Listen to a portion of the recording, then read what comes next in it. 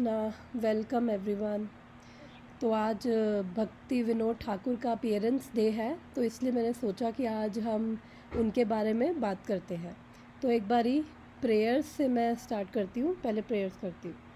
ओम अज्ञानतिमिरान्धस्य ज्ञानञ्जनशलाकया चक्षुरुन्मिलितं येन तस्मै श्रीगुरुवे नमः। श्रीचैतन्यमनोभीष्टं स्थापितं येन भूतले स्वयं रूपा कदा मह्यं ददाति स्वपदान्तिकं। वन्देऽहं श्रीगुरु श्रीयुतपदकमलं श्रीगुरून् वैष्णवांश्च श्रीरूपं साग्रजातं सहगना रघुनाथं वितं तं सजीवं साद्वैतं सावधूतं परिजनसहितं कृष्णचैतन्यदेवं श्रीराधा कृष्णपादान् सहगना ललिता श्रीविशाखावितांश्च। हे कृष्णा करुणा सिंधु दीनबंधु जगतपते गोपेश गोपिकाकांत राधाकांत नमस्तुते। तप्त कांचन गौरांगी राधे वृंदावनेश्वरी वृषभानुसुते देवी प्रणमामि हरिप्रिये। वाञ्छाकल्पतरुभ्यश्च कृपा सिन्धुभ्य एव च पतितानां पावनेभ्यो वैष्णवेभ्यो नमो नमः। जय श्री कृष्ण चैतन्य प्रभु नित्यानंद श्री अद्वैत गदाधर श्रीवासादि गौर भक्त वृंद। हरे कृष्णा कृष्ण कृष्ण हरे हरे हरे राम राम राम हरे हरे।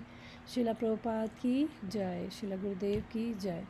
आई होप मेरी जो स्क्रीन है वो सबको विजिबल है। Yes okay, thank you. तो भक्ति विनोद ठाकुर जो है वो बहुत ही इम्पॉर्टेंट आचार्य है। वो बेसिकली है कौन? शिला प्रभुपाद जो फाउंडर आचार्य हैं इस्कॉन के, उनके जो गुरु महाराज हैं भक्ति सिद्धांत सरस्वती ठाकुर, वो उनके फादर हैं शिला भक्ति Vinod Thakur. Just a second, कोई आया है?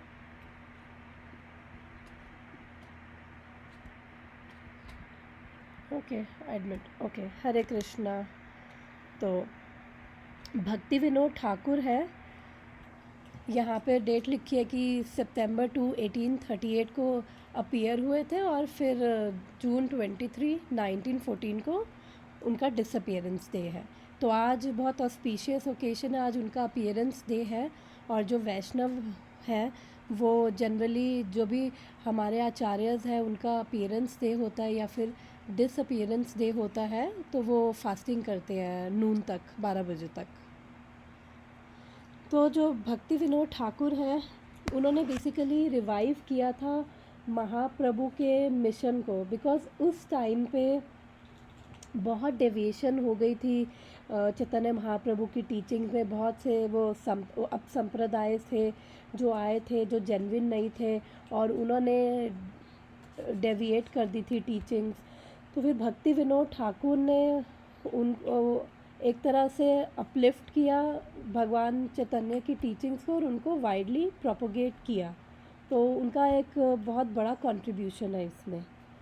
और फिर उन्होंने बहुत सारी बुक्स लिखी और बाकी जो अदर जो संप्रदाय हैं जो बोनाफाइड हैं उनके भी फिर स्क्रिप्चर्स को उनकी भी राइटिंग्स को उन्होंने स्क्रिप्चर से वेरीफाई किया और फिर उसके बाद उनको पब्लिश किया।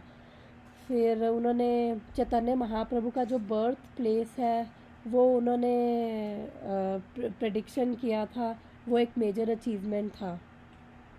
फिर उन्होंने संस्कृत से बंगाली ट्रांसलेशंस वगैरह करी थी। तो हम ये सब बातें अभी डिस्कस करेंगे। तो ये जो डेटीज़ है ये है गौर गदाधर, ये भक्ति विनोद ठाकुर की डेटीज़ है। और बेसिकली उनका स्ट्रॉन्ग अट्रैक्शन था spontaneous devotional service to Krishna के लिए, तो इसलिए उन्होंने गौर गदाधर को वर्शिप किया। तो गौर गदाधर का मूड क्या है? बेसिकली उनका मूड भी वही है कि love and devotion to lord Chaitanya. तो बाकी गौर निताई का उनका मूड है डिफरेंट, प्रीचिंग मूड। और भक्ति विनोद ठाकुर की ये जो हम देख रहे हैं पिक्चर, वो जनरली बिकॉज़ वो एक मैजिस्ट्रेट भी थे और वो बाकी बाहर के लोगों से मिलते भी थे, तो जनरली वो कोट पैंट पहनते थे। और ये वॉच है इस पिक्चर में, तो ये वॉच से वो टाइम का बहुत डिसिप्लिन थे। और टाइम, ये वॉच उस टाइम पे आई थिंक सबके पास नहीं होती थी। और उस टाइम पे यूरोप जर्मनी वगैरह से में ऐसी वॉचेस होती थी, इंडिया में उतना नहीं था, लेकिन स्टिल वो इस वॉच से टाइम को लेकर बहुत पर्टिकुलर रहते थे। तो अगर मैं उनकी जो ये बताऊँ कि क्या उनका जो डिस्क्रिप्शन था लाइफ का, जब वो जगन्नाथपुरी में थे, तो ये सब जो मैं बोल रही हूँ वो मैंने अपने गुरु महाराज के लेक्चर से सुना है। उन्होंने इंग्लिश में बोला है और मैं यहाँ पे हिंदी में बोल रही हूँ। तो उन्होंने जो बोला है उससे ज़्यादा तो नहीं, उससे कम ही ग्रास्प करके बोलूँगी। और तो इसलिए all glories to my Gurudev his holiness रामापदा Swami Maharaj. तब उनके हम वो डेली रूटीन की बात कर रहे थे। तो वो इवनिंग में 7:30 PM टू 8 PM वो सोने चले जाते थे बेड में। और फिर उसके बाद 10 PM से थोड़ी देर पहले वो उठते थे, फिर 10 PM टू 4 AM वो बुक्स राइट करते थे। फिर उसके बाद वो हाफ एन आवर के लिए रेस्ट करते थे। तो पूरे डे में उनका जो रेस्टिंग टाइम था वो ओनली 2-3 आवर्स। फिर 4:30 AM पे वो अपने हैंड्स फेस वॉश करके बैठते थे अपनी चैंटिंग बीट्स पे चैंटिंग करने के लिए। और 4:30 टू 7 AM वो चैंट करते थे। फिर 7 AM पे जो भी कॉरेस्पॉन्डेंस होती थी उसको आंसर करते थे फॉर हाफ एन आवर। और फिर 7:30 AM फिर से वो सारा रिलीजियस और फिलोसफिकल वो टेक्स्ट वो रीडिंग करते थे। और 8:30 AM पे अगर कुछ विजिटर्स होते थे तो उनको रिसीव करते थे, अदरवाइज़ वो अपनी रीडिंग कंटिन्यू करते थे 9:30 पे, 9:30 AM तक।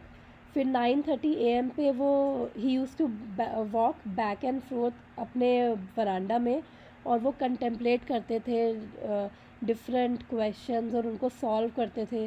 कई बार बहुत लाउडली भी वो उनको बोलते थे एज इफ़ वो प्रीच कर रहे हो कुछ अनसीन गेस्ट को। फिर 9:45 पे वो 15 मिनट रेस्ट लेके 9:45 पे वो ब्रेकफास्ट करते थे। और 10 मिनट्स के लिए 9:55 पे वो अपनी यूनिफॉर्म वगैरह पहनकर वो कैरेज आता था उनके घर के उधर, तो बिकॉज़ वो मैजिस्ट्रेट थे और जस्ट नेक्स्ट टू गवर्नर कह लो, उनकी बहुत हाई पोजीशन थी।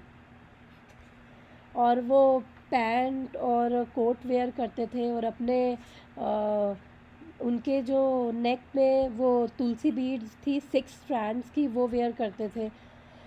फिर वो कोर्ट में जाते थे और जो भी और डेली के वो और वो अपने डिसीजंस में इतने रेजुलेट थे, इतनी परफेक्टली वो अपने डिसीजंस लेते थे जो कोर्ट में वो हियरिंग करते थे।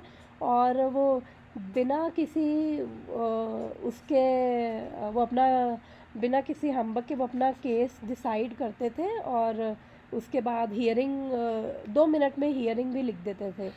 और काफ़ी लॉयर्स और जो इंग्लिशमैन थे उस टाइम पे बहुत एस्टॉनिश्ड होते थे कि उनकी इस कैपेसिटी को देखकर। 10 AM पे वो हियरिंग स्टार्ट करते थे कोर्ट में। और 30 to 50 केसेस वो डेली ले लेते थे और वो 1 PM तक वो फिनिश भी कर देते थे उनकी हियरिंग। आज हम लगा सकते हैं कि इंडिया का लीगल सिस्टम कैसा है और कितने लोगों को साल लग जाते हैं हियरिंग पे। और जो बाकी के मैजिस्ट्रेट 1.5 घंटे में करते थे वो सिर्फ 5 मिनट में वही कर देते थे। और अपनी जजमेंट को हियरिंग के बाद जजमेंट को 2 मिनट में लिख देते थे। और फिर 1 PM वापस वो अपने घर जाते थे और फिर 1 घंटा अपना थोड़ा रिफ़्रेश रेस्ट, फिर 2 to 5 PM वापस से अपनी कोर्ट की ड्यूटीज़ पे आते थे। फिर इवनिंग में कोर्ट से आके इवनिंग में वो संस्कृत टू बंगाली वो जो टेक्स्ट है वो अपने सेक्रेटरी को डिक्टेट करते थे। फिर इवनिंग में बाथ लेकर वो ब्रेकफास्ट में भी उनका सेम था, दो दो चपातीज लेते थे, एक ग्लास मिल्क और एक फ्रूट। इवनिंग में भी सेम, दो चपातीज, थोड़े से राइस और हाफ क्वार्ट्स ऑफ मिल्क। कितना होता है half quartz of milk? I think 1 glass होता है शायद, मुझे श्योर नहीं है। तो वो उसके बाद वो अपनी पॉकेट वॉच को इसीलिए ही रखते थे कि वो टाइम देखते थे, वो हर मोमेंट को एम्बेलिश करते थे और उनकी इंटेंस डिज़ायर थी कि वो हर मोमेंट को as a service to Krishna कर सके। और टाइम मैनेजमेंट में ही वॉज रियली गुड। और जब वो यंग थे तो उनके फादर एक्सपायर हो गए थे। फिर आइदर वो ग्रैंडफादर या उनके अंकल थे, उनके साथ फिर रहे थे। फिर वहाँ पे उन्होंने अपनी एजुकेशन करी, फिर वापस कैलकाटा आए, अपनी हायर स्टडीज़ करी। और महाराज बता रहे थे कि टैगोर फैमिली के साथ उन्होंने अपना उनका था आना जाना और हायर स्टडीज़ टैगोर के साथ करी। और बहुत वेल्दी एरिस्टोक्रेटिक फैमिली को बिलोंग करते थे, तो उनकी एसोसिएशन भी उसी तरह की थी। फिर जब उन्होंने कॉलेज वगैरह फिनिश किया तो किसी की रिकमेंडेशन से वो एक कंपनी के मैनेजिंग डायरेक्टर की पोस्ट पे लगे। और जब उन्होंने वहाँ की बुक्स वगैरह चेक करी तो उनको डिस्क्रिपेंसी मिली। तो उन्होंने उस बंदे को बुला के उसको पैसे रिटर्न किए। तो जो बिज़नेस का ओनर था तो उन्होंने उसे बोला, जब उसे पता चला, उन्होंने भक्ति विनोद ठाकुर को बोला कि you are in a wrong profession, either तुम्हें ब्राह्मण होना चाहिए या टीचर होना चाहिए। तो फिर उन्होंने सोचा कि मैं टीचर बनता हूँ। फिर उन्होंने और पढ़ाई करी, फिर वो धीरे धीरे लीगल वर्क में इन्वॉल्व हो गए और फिर वो गवर्नमेंट सर्विस में गए और उन्होंने कोर्ट सिस्टम में गए और एज अ मैजिस्ट्रेट वो बहुत ही यंग एज में अपॉइंट हो गए थे। फिर वो अ, फिर वो चाहते थे कि वो पुरी जाए और वहाँ पे वहाँ पे अ, एक वहाँ पे उन्होंने देखा कि बहुत सारे लोग जो है वो एक ट्री को वर्शिप करते हैं डर के मारे, बिकॉज़ उस ट्री पे उनका मानना था कि गोस्ट है। तो वो उस ट्री पे ऑफरिंग्स लेके जाते थे, गोस्ट को ऑफ़र करते थे और उनका मानना था कि अगर हम ऐसा नहीं करेंगे तो वो गोस्ट कुछ अपशकुन उल्टा सीधा कर रहा है, तो इसलिए वो ऐसा करते थे। फिर भक्ति विनोद ठाकुर ने अपनी अर्निंग्स में से एक ब्राह्मणा को डोनेशन दिया और उन्होंने बोला, sit under this tree and chant Shrimad Bhagavatam. और जब उन्होंने श्रीमद् भागवतम, जब उस ब्राह्मण ने श्रीमद् भागवतम पूरा फिनिश कर लिया तो ट्री की एक ब्रांच टूट गई और फिर वहाँ से एक वॉइस आई जिसने ब्राह्मणा को थैंक किया फॉर फ्रीइंग हिम। और फिर इस तरह से उन्होंने वो गोस्ट वर्शिप वगैरह बंद करवाई। तो उनका उनका यंग एज में ही श्रीमद् भागवतम पे बहुत फेथ था। फिर उसके बाद उनको पुरी में मैजिस्ट्रेट की पोस्ट पे अपॉइंट किया गया। और गवर्नमेंट जो उस टाइम पे ब्रिटिश गवर्नमेंट थी, तो गवर्नमेंट चाहती थी कि वो पुरी जाए, दो रीज़न्स की वजह से। एक रीज़न था कि पुरी इम्पोर्टेंट प्लेस था, दूसरा रीज़न था कि वहाँ पे एक जो तांत्रिक था बिशिका सेन, तो बिशिका सेन जो था वो ब्रिटिश गवर्नमेंट के ख़िलाफ़ बोलता था, इसलिए ब्रिटिश गवर्नमेंट उसके वैसे ही अगेंस्ट थी। और बिशिका सेन के बहुत फॉलोअर्स थे, हज़ारों उसके फॉलोअर्स थे। और वो बोलता, वो क्लेम करता था कि मैं भी चैतन्य महाप्रभु का फॉलोअर हूँ, लेकिन वो तांत्रिक था, मिस्टिकल चीज़ें करता था। वो अपने हेयर को घुमाता था तो उससे आग निकलती थी और उसके फॉलोअर्स उसको भगवान विष्णु बोलते थे। तो उसे काफ़ी बहुत पावरफुल था वो। उसने काफ़ी ऑस्टेरिटी कर रखी थी, जिससे उसके अंदर इतनी पावर और इतनी स्ट्रेंथ थी। वो क्या करता था, वो लेडीज़ को इनवाइट करता था अपने आश्रम में, और उनको टीचिंग्स देता था रसा डांस की। फिर वो लेडीज़ को पॉल्यूट करता था, और वो एरिस्टोक्रेटिक फैमिलीज़ की लेडीज़ को इनवाइट करता था। तो ये बात बहुत फैल गई। फिर भक्ति विनोद ठाकुर को जब पता चली, तो उन्होंने पुलिस को बोला कि इसको लेकर आओ और इस पे ट्रायल करेंगे। तो फिर जब उसको पकड़ा कोर्ट में लाने के लिए, तो उसने अपने हेयर को शुक किया और शेक किया, और उसमें से फायर निकली। तो गार्ड सारे डर गए। फिर भक्ति विनोद ठाकुर ने उसको उसकी बाजू से पकड़ा और उसको घसीटा। तो उसने कहा कि मेरे को कोई नहीं पकड़ सकता, ये मेरी लीला है, मैं तुम्हारे साथ खुद ही जा रहा हूँ। और फिर भक्ति विनोद ठाकुर ने उसको इम्प्रिजनमेंट लिखी सज़ा दी। तो उसको गुस्सा आया, उसने बोला कि मैं तुम्हारी पूरी कंप्लीट फैमिली को डिस्ट्रॉय कर दूंगा, और 10 डेज़ में यू विल डाई, भक्ति विनोद ठाकुर को बोला। और फिर उसके बाद भक्ति विनोद ठाकुर की डॉटर बहुत बीमार हो गई, और उनकी वाइफ बहुत डर गई। और उनकी वाइफ ने भक्ति विनोद ठाकुर को बोला कि आप इसे छोड़ दो, इसकी वजह से सब कुछ हो रहा है। लोगों ने भी बोला कि इसको पकड़ा है। फिर उसके बाद भक्ति विनोद ठाकुर बहुत बीमार, वो खुद भी बहुत बीमार हो गए भक्ति विनोद ठाकुर। फिर उसके बाद लॉन्ग स्टोरी शॉर्ट है, शॉर्ट करके बता रही हूँ। मतलब कि भक्ति विनोद ठाकुर इतने फियरलेस थे कि जब वो खुद भी बीमार हो गए, उसके बाद भी जब वो लिख रहे थे, सज़ा लिख रहे थे, तो उनके उनके जो हाथ थे वो ट्रेम्बल कर रहे थे, कांप रहे थे। तो उसके बाद तब भी वो आए कोर्ट में, उसको सज़ा दी। और फिर उसके बाद उन्होंने गार्ड को बोला कि इसके बाल काट दो। तो जैसे ही उसको बाल काटे, तो ये जो बिशिका सेन था, वो बिकॉज कहते हैं कि जो तांत्रिक होते हैं, जो ऐसे मिस्टिक्स होते हैं, उनकी जो पावर होती है उनके बालों में होती है। तो जैसे ही इसके बाल काटे, तो ये जो था मिस्टिक था, वो बेहोश होके गिर गया।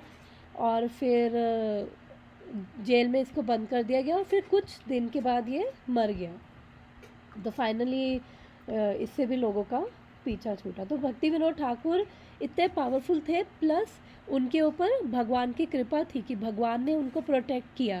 बिकॉज अदरवाइज ऐसे मिस्टेक्स से, ऐसे लोगों से, ऐसे पावरफुल तांत्रिकों से बचना बहुत मुश्किल होता है। तो उनकी डिवोशन थी, भक्ति थी, और तो भगवान ने उनको प्रोटेक्ट किया। फिर नेक्स्ट ये आता है 1874 में। उन्होंने साथ साथ कोर्ट की ड्यूटीज़ के साथ साथ जगन्नाथ टेम्पल को भी देखना शुरू कर दिया। तो उनकी अकाउंटिंग वगैरह भी देखना शुरू कर दी। तो वहाँ पे उनको पता चला कि उस टाइम पे 80,000 रुपीज़ जो थे मिसिंग थे। और वो वहाँ पे उस इंचार्ज जो था राजा था। तो और राजा ने ही ये घपला किया था। तो फिर भक्ति विनोद ठाकुर ने राजा से बात करी, मतलब डरे भी नहीं, और राजा से बात करके उन्होंने सेटलमेंट वगैरह किया, और राजा को बोला कि जो ये मिसिंग है, अब आपको डेली 52 भोगास आपको जगन्नाथ जी को ऑफ़र करने पड़ेंगे, 52 टाइम्स। यानी कि एक भोगा गया, फिर दूसरा आया, फिर तीसरा आया, तो ऐसे पूरा दिन भोगा। तो राजा को गुस्सा आया। तो उसने उस टाइम पे बोला कुछ नहीं, बिकॉज भक्ति विनोद ठाकुर बहुत फेमस थे। तो उन्होंने सोचा कि इसको, भक्ति विनोद ठाकुर को मारने का प्लान किया। और उन्होंने क्या किया, 50 पंडित इकट्ठे किए, और उन्होंने उनके द्वारा राजा ने यज्ञ करवाया, और ताकि 30 डेज़ के लिए, ताकि जो भक्ति विनोद ठाकुर है आफ्टर 30 डेज़ वो शरीर छोड़ दे। लेकिन जब 30 दिन हो गए, तो राजा का बेटा ही मर गया। बिकॉज कहते हैं कि अगर जो तंत्र विद्या होती है, अगर वो जो कर रहा है, जिस पे कर रहा है अगर उस पे नहीं काम करती तो वापस उस पे आती है जो जिसने करी है। तो इसलिए राजा पे ही वो वापस आई और उसका बेटा फिर मर गया। तो इसलिए फिर यहाँ पे भी अगेन भगवान ने प्रोटेक्ट किया फिर से भक्ति विनोद ठाकुर को। तो ये गुरु महाराज ने तो नहीं बोला था, बट ये मैंने कहीं पढ़ा था कि जो भक्ति विनोद ठाकुर है वो उनका जो स्पिरिचुअल स्वरूप है वो कमला मंजरी है। और मंजरी वो होती है जो राधा रानी है, फिर राधा रानी की 8 फ्रेंड्स हैं, उन 8 फ्रेंड्स को जो असिस्ट करती है इन सर्विंग राधा एंड कृष्णा वो मंजरीज होती हैं। तो भक्ति विनोद ठाकुर मंजरी थे। आई एम नॉट श्योर इसका ये सही सोर्स है या नहीं, बट ये मैंने कहीं पढ़ा था। फिर अब नेक्स्ट इंसिडेंट आता है ये तो वही है, ये रघुनाथ दास बाबा जी। अब जी जो रघुनाथ दास बाबा जी है ये बहुत बड़े वैष्णव थे अपने टाइम के, भक्ति विनोद ठाकुर के टाइम के। राधा प्लीज़। और ये रघुनाथ दास बाबा जी है। सरकमस्टांस ये हुआ था कि ये भक्ति विनोद ठाकुर को क्रिटिसाइज़ करने लग गए थे, बिकॉज भक्ति विनोद ठाकुर डेली श्रीमद् भागवतम क्लासेस लेते थे और जिसको वो बोलते थे भागवत संसद जगन्नाथ वल्लभा गार्डन्स में। और यही जगन्नाथ वल्लभा गार्डन्स में रामानंदा रॉय जो है, जो चैतन्य महाप्रभु के टाइम में रामानंदा रॉय और स्वरूप दामोदर दास ये है ललिता सखी और विशाखा सखी। तो ये रामानंदा रॉय उस टाइम पे यहीं पे ही बोलते थे, क्लास लेते थे। तो ये भक्ति विनोद ठाकुर भी वहीं पे ही श्रीमद् भागवतम की क्लासेस लेते थे डेली। और ये जो रघुनाथ दास बाबा जी है ये वैष्णव थे, लेकिन इनको बहुत क्रिटिसाइज़ करते थे। तो फिर ये रघुनाथ दास बाबा जी बहुत सिवियर बीमार, उनको फीवर हुआ, बीमार हो गए, ठीक नहीं हो रहे थे। फिर भक्ति विनोद ठाकुर को पता चला कि उनको पता था कि ये क्रिटिसाइज़ करते हैं, बट स्टिल वो अपनी क्लासेस फिर भी लेते थे। तो जब उनको पता चला कि बहुत बीमार है तो फिर वो आउट ऑफ कंपैशन उनके पास इलनेस की मेडिसिन वगैरह लेके गए थे। और फिर मेडिसिन लेने से पहले उनको रघुनाथ दास बाबा जी को एक ड्रीम आया था और उसमें ड्रीम में उनको भगवान ने बोला कि बिकॉज आपने जो भक्ति विनोद ठाकुर है ही इज़ अ वैष्णव और आप जो कर रहे हो आप एक ऑफेंस अपराध कमिट कर रहे हो इसके लिए, इसलिए आप बीमार हो। तो फिर जब भक्ति विनोद ठाकुर इनके पास दवाई लेके आए तो फिर उन्होंने उनसे अपॉलजीज़ मांगी और फिर भक्ति विनोद ठाकुर ने उनसे पूछा कि आप ऐसे क्यों क्रिटिसाइज़ करते हो, क्या रीज़न है। तो उन्होंने बोला कि आप श्रीमद् भागवतम के लेक्चर्स लेते हो ना, आप तिलक लगाते हो ना, आप नेक बीट्स पहनते हो, आप जो एक्सटर्नल वैष्णवा मार्किंग्स हैं आपके अंदर वो सब नहीं है। तो इसलिए जो क्वालिफाइड वैष्णवा होते हैं उनके अंदर ये एक्सटर्नल मार्किंग्स होती है। तो फिर भक्ति विनोद ठाकुर ने ये आंसर किया था कि because I did not find my diksha guru, अभी तक मुझे मेरे दीक्षा गुरु नहीं मिले हैं, इसलिए मैं ना तिलक लगाता हूँ ना मैं नेक बीट्स पहनता हूँ। तो उस टाइम पे ऐसा था, बट प्रभुपाद ने हम लोग को अलाउ किया हुआ है कि जो भी ये रेगुलेटिव प्रिंसिपल्स फॉलो कर रहे हैं even though they are not initiated, और जो भी गुरु को फॉलो कर रहे हैं, वैष्णवास को फॉलो कर रहे हैं, रेगुलेटिव प्रिंसिपल्स फॉलो कर रहे हैं, चैंटिंग कर रहे हैं, तो वो सब ये तिलक एंड नेक बीट्स प्रभुपाद ने अलाउ किया। लेकिन उस टाइम पे ऐसा नहीं था, तो इसलिए वो भागवतम की क्लासेस भी दीक्षा नहीं थी वो तब भी देते थे भक्ति विनोद ठाकुर। तो फिर जब रघुनाथ दास बाबा जी को पता चला तो उन्होंने अपोलोजाइज़ किया। फिर उसके बाद उन्होंने मेडिसिन खाई, ठीक हुए, और फिर वो भक्ति विनोद ठाकुर के बहुत अच्छे फ्रेंड बन गए थे। और फिर दोनों मिल के डिस्कस किया करते थे भागवतम एंड ऑल। फिर एक और बाबा जी की स्टोरी आती है यहाँ पे। तो अब भक्ति विनोद ठाकुर ने उनके एक्चुअली भक्ति विनोद ठाकुर के 10 चिल्ड्रन थे, और वो गवर्नमेंट ऑफिसर थे, इसलिए जो उनका जो लुक था वो बाबा जी की तरह बिल्कुल नहीं आता था। तो लेकिन स्टिल उन्होंने अपनी ऑटोबायोग्राफी में लिखा कि उनकी जो एसोसिएशन थी, अभी हमने रघुनाथ दास बाबा जी के बारे में सुना, अब ये जो स्वरूप दास बाबा जी है ये भी बहुत एलिवेटेड सोल थे। तो भक्ति विनोद ठाकुर की जो एसोसिएशन थी वो ऐसे, उनके जो एसोसिएशन थी वो ऐसे बड़े बड़े वैष्णवों से, जो सिद्ध पुरुष थे, उनके साथ भक्ति विनोद ठाकुर की एसोसिएशन थी। तो हम समझ सकते हैं कि वो खुद भी, भक्ति विनोद ठाकुर भी खुद भी उनका क्या कैलिबर रहा होगा। और उन्होंने अपनी ऑटोबायोग्राफी में इन बाबा जी के बारे में लिखा था, स्वरूप दास बाबा जी के बारे में। उन्होंने अपनी ऑटोबायोग्राफी अपने बेटे ललित प्रसाद को लेटर्स के थ्रू लिखी थी, बहुत डिटेल में हर चीज़ें लिखी थी।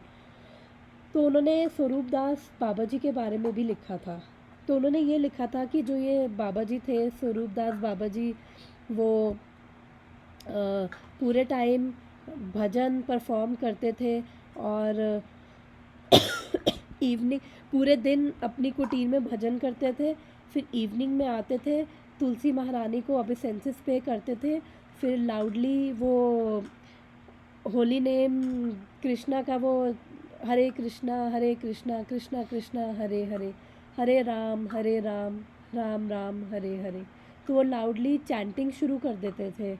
और उस टाइम पे और भी डिवोटीज़ आते थे जो उनके दर्शन करते थे, और कुछ उनको बाउल्स देते थे जगन्नाथ प्रसाद के, ताकि उनकी जो हंगर है सेटिस्फाई हो।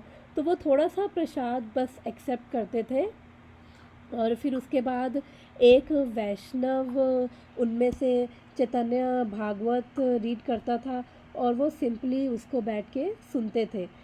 फिर रात को 10 बजे के करीब स्वरूप दास बाबा जी वो अपनी कुटीर से निकलते थे, और उसके बाद अपना भजन स्टार्ट करते थे, और मिडल ऑफ नाइट में वो ओशन में जाते थे, to the shore of ocean. फिर अपना वहाँ पे फेस वगैरह वॉश करते थे, कंप्लीट बाथ लेते थे, और वो दोनों आंखों से ब्लाइंड थे। ये स्वरूप दास बाबा जी ब्लाइंड थे, कम्प्लीटली ब्लाइंड थे। और कुछ वैष्णव थे जो इनकी, जब ये इस टाइम पे बाहर निकलते थे तो इनकी इनकी अन्न इनको पता नहीं था, लेकिन इनके लिए सर्विस कर दिया करते थे छोटी मोटी। तो उसमें भक्ति विनोद ठाकुर ने लिखा था कि अब ये क्वेश्चन होता है कि अगर ये कम्प्लीटली ब्लाइंड है तो फिर वो कैसे रात को, वो भी रात के 10 बजे ओशन में जा रहे हैं, बात ले रहे हैं, वो सब वापस आ रहे हैं। तो फिर भक्ति विनोद ठाकुर ने लिखा था ओनली महाप्रभु नोज़। और कोई डाउट नहीं है कि ये एक सिद्ध पुरुष थे, परफेक्टली लिबरेटेड सोल थे ये, और इनकी एक सिंगल भी मटेरियल डिज़ायर नहीं थी। और भक्ति विनोद ठाकुर लिखते हैं कि मैं भी इनके दर्शन लेने जाता था इवनिंग में, और इन्होंने, और इनकी जो स्पीच थी बहुत स्वीट स्पीच थी, बहुत हम्बल वे में बहुत प्यार से वो लोगों से बात करते थे स्वरूप दास बाबा जी। और इन्होंने भक्ति विनोद ठाकुर को इंस्ट्रक्शंस दी थी, कृष्णा नामा भूलिबे ना, never forget the name of Krishna. तो इस तरह सिद्ध पुरुषों की एसोसिएशन भक्ति विनोद ठाकुर के पास थी, और भक्ति विनोद ठाकुर उनको रिस्पेक्ट करते थे, और वो लोग भी जो वैष्णव थे वो भी भक्ति विनोद ठाकुर को रिस्पेक्ट करते थे।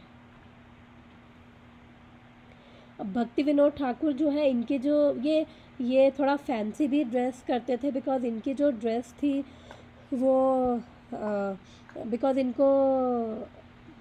इनकी पोजीशन थी, इनको अलग अलग लोगों से मिलना होता था, कम्प्लीटली डिटैच थे वो, लेकिन स्टिल इनकी जो ड्रेस थी वो वैष्णवा अटायर उनका, इनकी जब ड्यूटीज़ थी तो उनका ये पेंट कोट और फैंसी ड्रेस भी पहनते थे, but still he was completely detached. और जब भी कोई वीआईपीज़ इनसे मिलने आते थे तो वो बहुत पेशेंटली उनको सुनते थे और बहुत हम्बल परसुएशन से उनको उनको एक हायर पोजीशन पे लेके जाते थे। तो महाराज बता रहे थे कि humble persuasion was his common strategy, और as opposed to his son, जो इनके बेटे हैं भक्ति सिद्धांत सरस्वती ठाकुर, उनको नरसिंह गुरु कहा जाता है, तो वो ऑपोजिट थे। ये उनकी फैमिली पिक है, इनके 10 चिल्ड्रन हैं, इनके साथ राइट में इनकी वाइफ है, और ऊपर राइट में जो 2 है वो उनकी मेड सर्वेंट्स हैं, और लेफ़्ट में जो है वो है इनके जो बेटे हैं, जो हमारे आचार्य हैं भक्ति सिद्धांत सरस्वती ठाकुर, और इनका नाम था विमल प्रसाद इनिशिएशन से पहले। इनकी भी बहुत अच्छी वो है स्टोरी, वो इनके अपीयरेंस डे पे बात करेंगे। और ये जो पिक है, कैसे इन्होंने अपनी नेक बीड्स पहनी हुई है, और लैप में इनकी भागवतम और बुक्स है और चैंटिंग कर रहे हैं। और ये जो इनकी जो बड़ी हुई है बीड, और वो बिकॉज़ ये चतुर्मास्य का फास्ट ऑब्ज़र्व करते थे। अब भी चतुर्मास्य का महीना चल रहा है, तो एक महीना हम दूध नहीं लेते वैष्णव, एक महीना उड़द दाल, एक महीना दही, एक महीना ग्रीन लीफी वेजिटेबल्स। तो अभी वो दूध वाला शुरू होने वाला है आज से या कल से। फिर भक्ति विनोद ठाकुर ने, इनकी बहुत इम्पॉर्टेंट बुक है जैव धर्मा, तो जिसमें इन्होंने nectar of devotion, nectar of instructions और 10 मूल तत्व वो सब इन्होंने इसमें बताया। और ये डायलॉग है 2 यंग लोगों के बीच में, जो क्वेश्चन आंसर वो डायलॉग चल रहा है। ये महाप्रभु के 3 जनरेशन के बाद उन्होंने ये जैव धर्मा लिखी थी, और इसमें बहुत उन्होंने क्लियर पिक्चर दी है चैतन्य महाप्रभु की टीचिंग्स क्या है।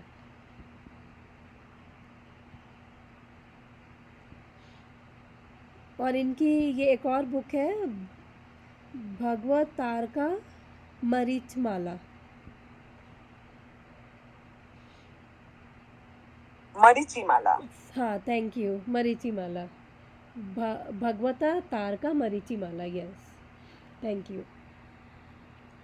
तो इसमें इन्होंने डिस्क्लोज़ किया है, बिकॉज़ ये जो बुक है ये स्वरूप दामोदर इनको विज़न में आए थे, उन्होंने इंस्ट्रक्ट किया था ये बुक लिखने के लिए।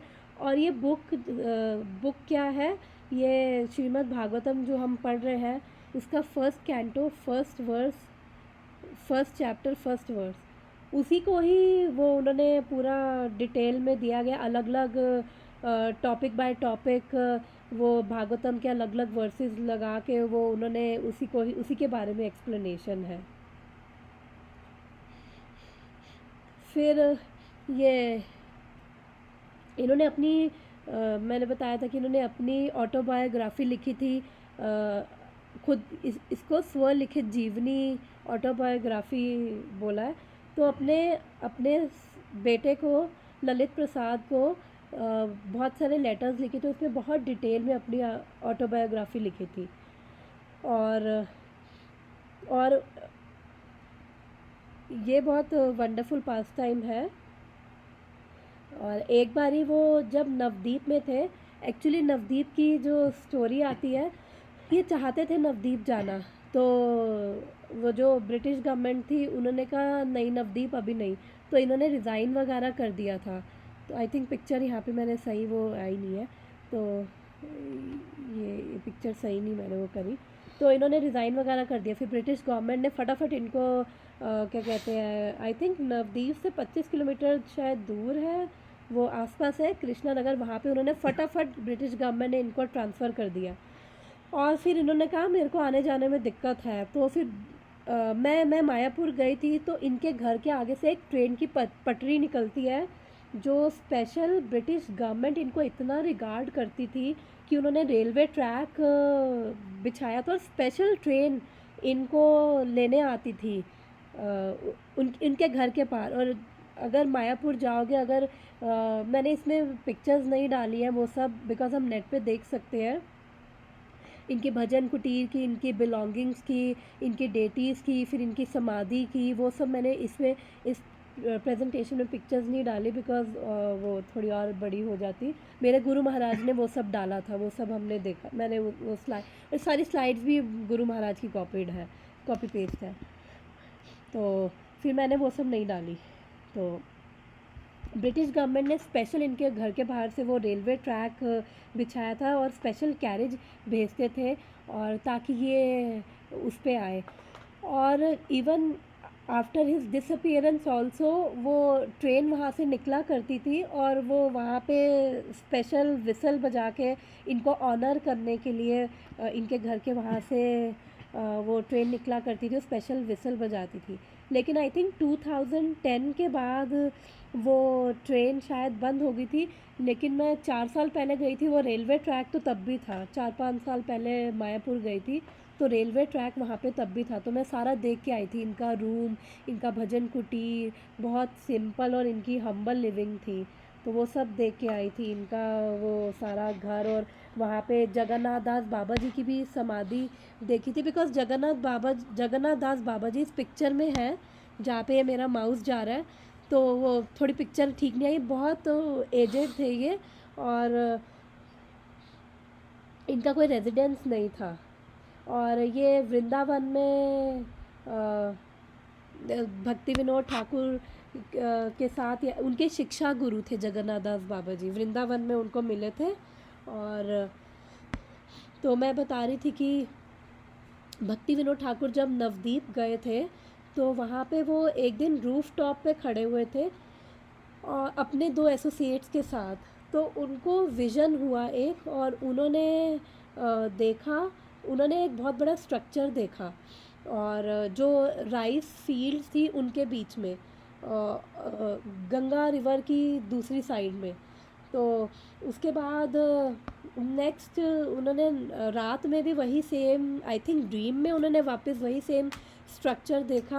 आप एक बार फिर से रिपीट करोगे क्या? मैं ये थोड़ा वो हो गया मेरा माइंड से। यस यस, मैं बता रही थी कि जो भक्ति विनोद ठाकुर हैं, जब वो नवदीप में थे तो उन्होंने अपनी रूफ टॉप में एक इवनिंग पे खड़े हुए थे।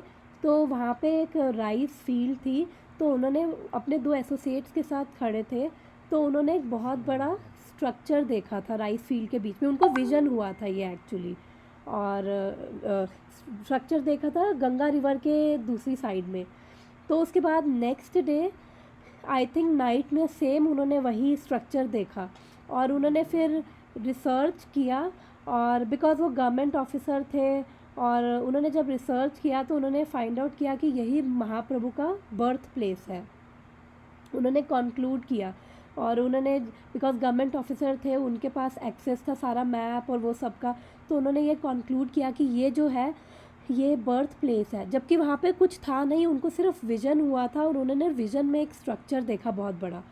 तो उन्होंने कंक्लूड किया ये बर्थ प्लेस है चैतन्य महाप्रभु का। और पहले जो बर्थ प्लेस था वो ईस्टर्न साइड पे था गंगा के, लेकिन नवदीप टाउन वो धीरे धीरे गंगा शिफ्ट होके चैतन्य महाप्रभु के जाने के बाद गंगा शिफ्ट होके वेस्टर्न साइड पे चली गई थी। और फिर वहाँ पे मड एक्यूमुलेट हो गई, फिर वापस धीरे धीरे शिफ्ट हुई। तो फिर जब उन्होंने ये ये जगन्नाथ दास बाबा जी है, सॉरी इनकी पिक्चर कट गई है यहाँ पे। ये इतने ओल्ड थे जगन्नाथ दास बाबा जी, अराउंड 130 ईयर्स ओल्ड थे। ये ढंग से बैठ भी नहीं पाते थे, वो शरीर इनका आगे की तरफ झुकता था, इतने बूढ़े थे। ये जगन्नाथ दास बाबा जी, वही जिनकी बुक है ना राधा, जो हम पढ़ते हैं, ये जगन्नाथ दास बाबा जी भी बहुत हाईली एलिवेटेड सोल है। तो जो जगन्नाथ दास बाबा जी हैं वो सूर्य कुंड में रहते थे वृंदावन में, और भक्ति विनोद ठाकुर के वो शिक्षा गुरु थे वहाँ पे।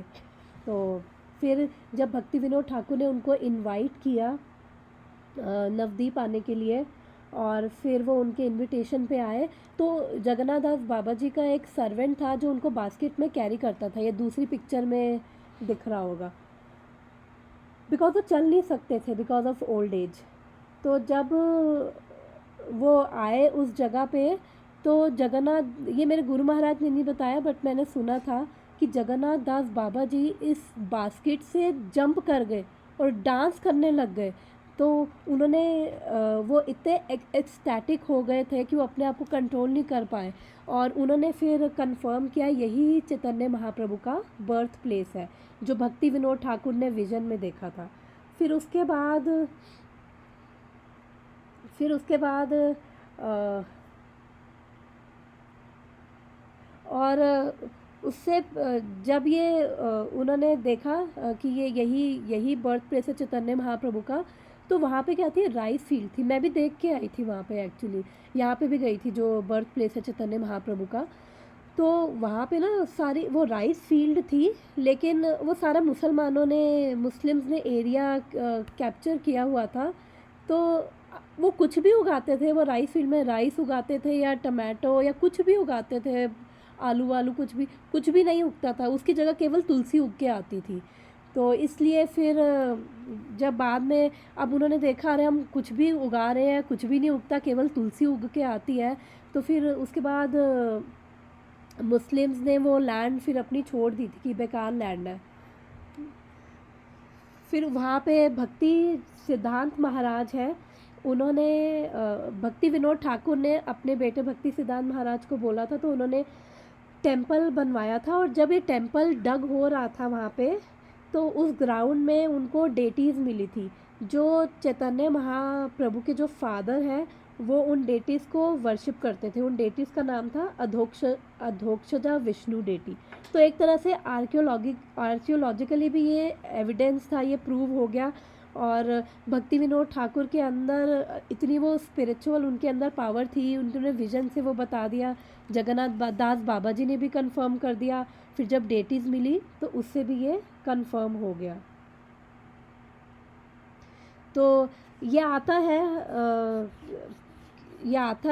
आई थिंक चैतन्य भागवत है, किसी में आता है, जो मैं बताया था कि वो उन्होंने विजन किया था कि एक बहुत बड़ा टेम्पल होगा।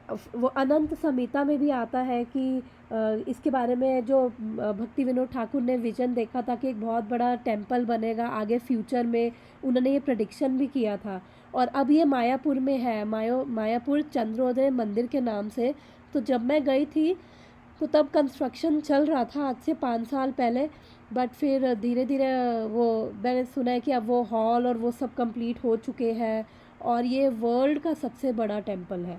तो एक तरह से जो भक्ति विनोद ठाकुर ने प्रेडिक्ट किया था, वो उनकी प्रेडिक्शंस ट्रू हुई। और अनंत संहिता में भी इसी टेम्पल का, इसी स्ट्रक्चर का, उसी जगह पे वर्णन आता है।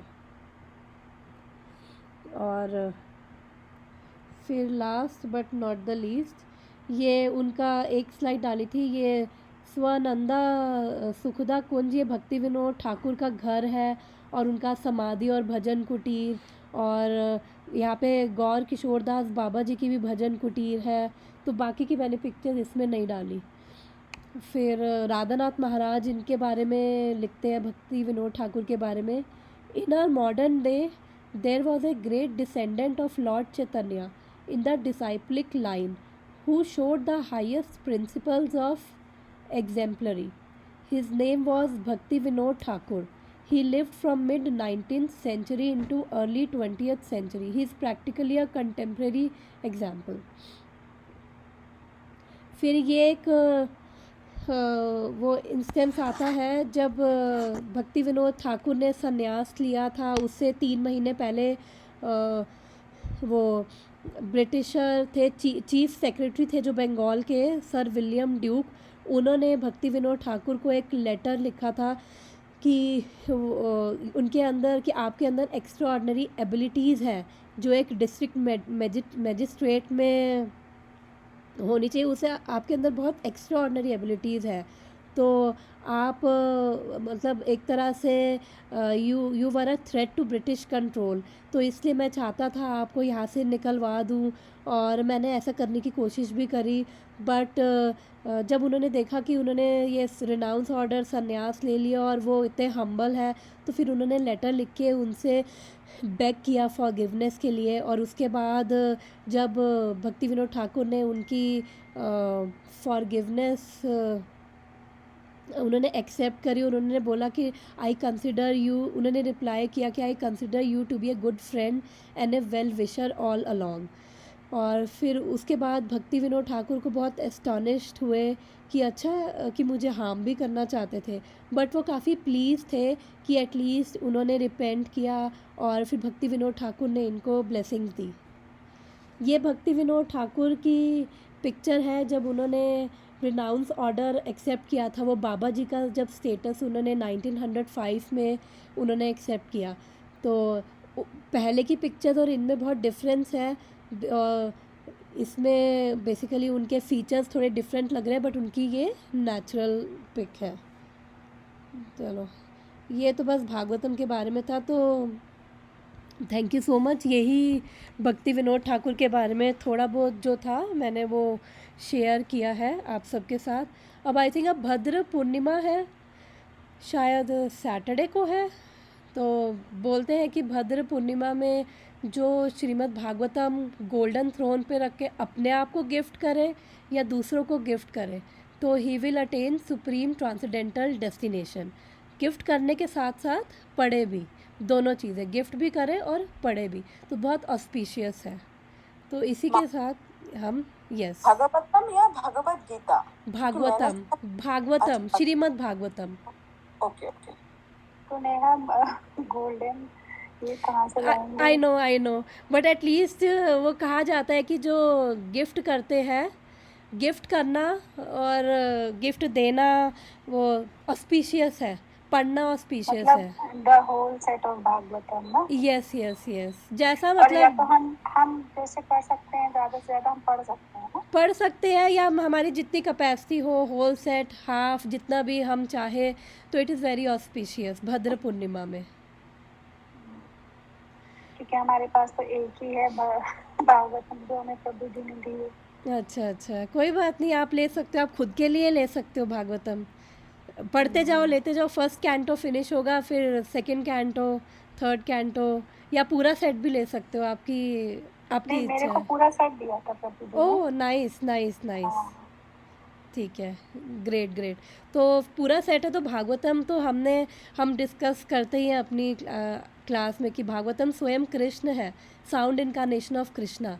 तो अगर भागवतम घर में है, इसका मतलब you are associating with Krishna only.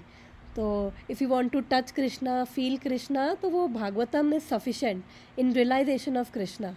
तो Bhagavatam reading, gifting, very auspicious. तो आज हम बस इतना ही करेंगे, अब टाइम नहीं है, तो भागवतम हम नेक्स्ट वीक पढ़ते हैं। तो thank you so much everyone for joining. वांछा कल्पतरु भेश्च कृपा सिंधु एव च पतितानां पावनेभ्यो वैष्णवेभ्यो नमो नमः। यस, सॉरी, कोई कुछ बोल रहा था क्या?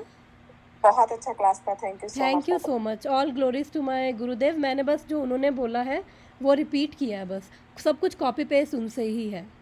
तो thank you so much, thank you so much. Hare Krishna, मिलते हैं संडे को। इस बार भगवत गीता सैटरडे की बजाय संडे को हम पढ़ेंगे, बिकॉज सारे कोमल माता जी के घर जाएंगे, तो मैं भी जाऊंगी, तो हम फिर संडे को पढ़ेंगे 7:30। संडे को कितने बजे माता जी? संडे को वैसे तो मैंने सोचा है 7:30 to 8:30,